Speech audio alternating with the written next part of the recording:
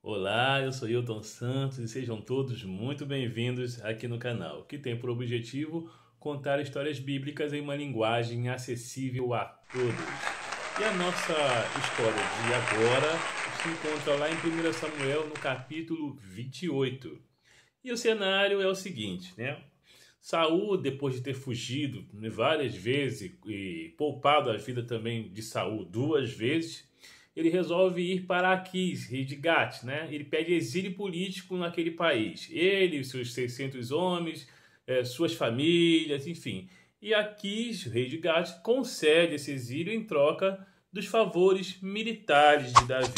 Pois bem, só que em um determinado dia, é, o Gat, né, os filisteus, mais uma vez vão à peleja contra Israel. Eles vão à guerra.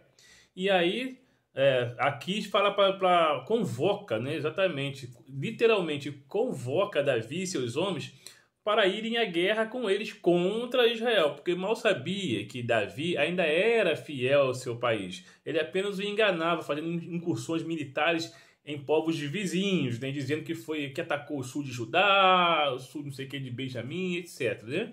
Então Aquis quis esfregar na cara do povo de Israel que estavam agora, vamos dizer assim, de posse do maior campeão, né, do país adversário. Pois bem, e então esse é o cenário, né? E Saul, né, agora teria que enfrentar mais uma guerra em sua vida contra os filisteus, os seus maiores, na verdade, o maior inimigo de Israel, né? Acredito que de fato foram os filisteus. Israel tiveram vários inimigos, mas os filisteus foi a maior pedra no sapato do povo de Israel. E mais uma vez eles vão à guerra. Só que Saul dessa vez estava praticamente não, exatamente, literalmente sozinho. Porque Samuel, né, a pessoa que ele poderia, apesar de estar brigado, poderia consultar ou pegar algumas orientações, estava morto. Faleceu. Ele havia matado, né, ele havia assassinado todos os sacerdotes de Nob, né, de forma que não poderia pedir com Ameleque e todos os outros sacerdotes foram literalmente assassinados por Saul, porque simplesmente porque favoreceram a Davi, mesmo sem saber, né, da treta entre Davi e ele. O sacerdote Aimeleque ajudou Davi com pão, com uma arma, e por isso foi morto todos os sacerdotes. Então ele não poderia consultar a Deus, né, através dos sacerdotes. Ele havia também expulso todos os médiuns, os adivinhos do reino. Então, nem por mandinga, nem por meio de mágica, nem por magia, ele sequer teria alguma. Ele estava sem nenhuma orientação espiritual e ele se viu sozinho. E aí ele pediu para os filisteus, né? Aliás, para os guardas, né? Para ver se tinha alguém, se eles conheciam alguém, porque toda profissão sempre tem alguém que atua na clandestinidade, né? Na ilegalidade. E entre os médios, adivinhos e tal, também não era diferente, né? Nesse meio tempo, os filisteus acamparam, né, em frente ao Israel, aquele acampamento que era para intimidar, né? Eu acredito que eles mostravam assim nos acampamentos, né, que acampavam um exército em frente ao outro. Cada um queria mostrar o seu poderio bélico, né, o seu poder de destruição, né? Quem sabe mostrava algumas armas, alguns carros, né? Era um acampamento realmente para intimidado, tipo assim, a qualquer momento nós vamos cair em cima de vocês. Então os filisteus acamparam ali em frente de Israel, pronto para invadir, fazer aquela guerra psicológica, né, primeiro, para intimidar, para depois cair dentro de fato. Então os filisteus acamparam lá e Saul ficou mais desesperado ainda, porque ele não tinha orientação nenhuma. E ele foi pedir auxílio lá ao povo, aos pobres, né, a galera, o povão, né? O povão sempre sabe quem atua na clandestinidade, né? Então ele, através dos seus servos, ele ficou sabendo que havia uma feiticeira na cidadezinha chamada Endor, que ela invocava os espíritos. E ele pensou, bom, eu não tenho orientação de nada, estou sendo sozinho mesmo, já estou na furada mesmo, estou na lama, então eu vou lá. E ele se disfarçou, né? Porque ele não poderia ir como rei, já que ele próprio expulsou todos os adivinhos e médios, então não poderia agora ele, com toda a sua pompa, ir consultar um adivinho. Então ele foi e se disfarçou, e na companhia de apenas 2 soldados, foi lá em Andor atrás dessa mulher. E já chegando, né? ele foi lá consultar com a mulher e ela falou assim: olha, você está sabendo que o rei proibiu a gente de fazer qualquer prática, né? Você sabe bem disso, que expulsou todo mundo.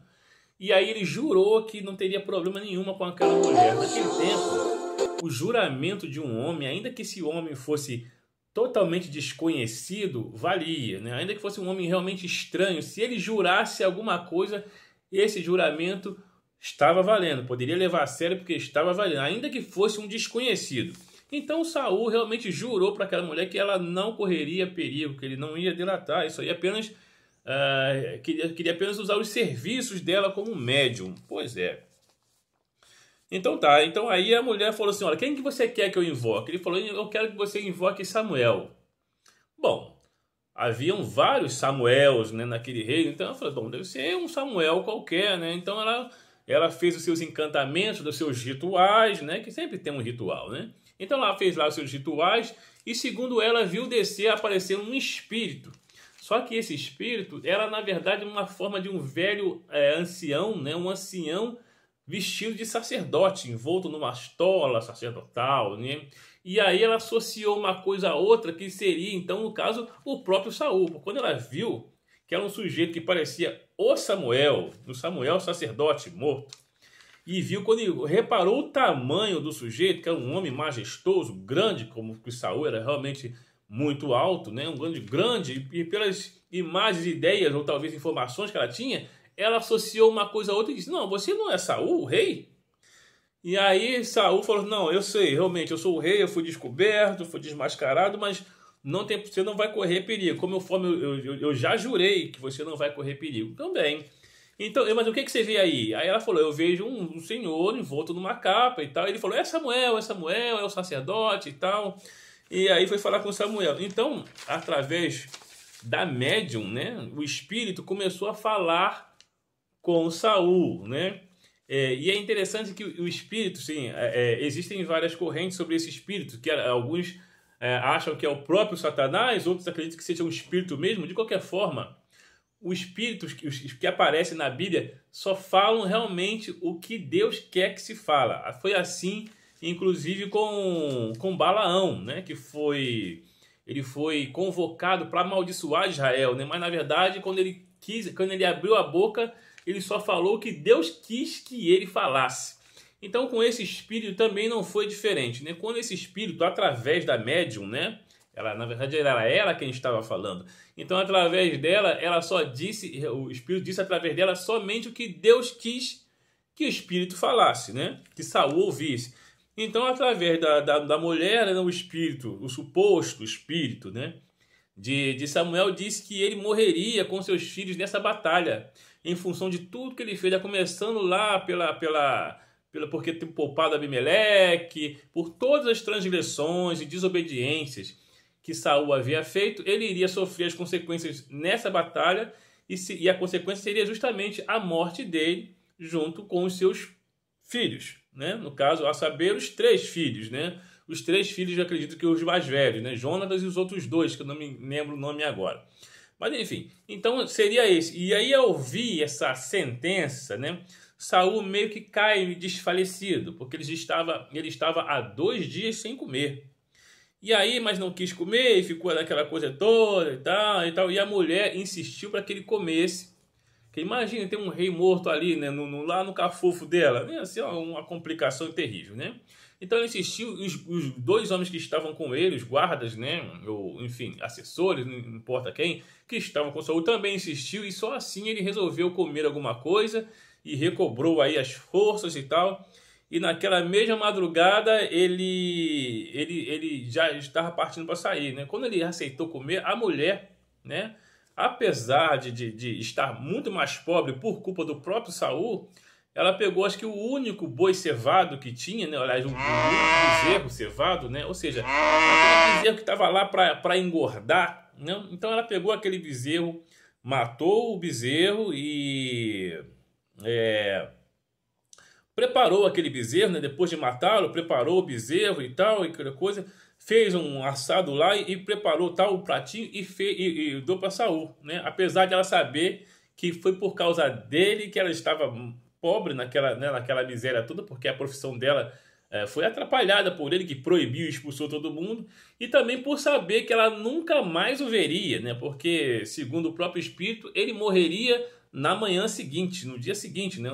Estavam de madrugada, naquela madrugada, e mais tarde, naquele mesmo dia, Saul morreria. Apesar de saber de tudo isso, então ela realmente preparou o seu bezerro lá, cevado, deu para ele, matou, assou, preparou um prato e serviu a Saul. E ele realmente, de madrugada, se foi, né? Daquela madrugada mesmo ele foi embora. Bom, e aí veio a guerra. Agora, como é que vai ser a guerra, o desenrolar? Como é que Saul vai morrer de fato? E se Davi vai conseguir, né? Vai lutar contra Israel ou a favor de Israel? Bom, isso aí já é assunto para uma próxima história. No mais, deixa o seu like para fortalecer a gente.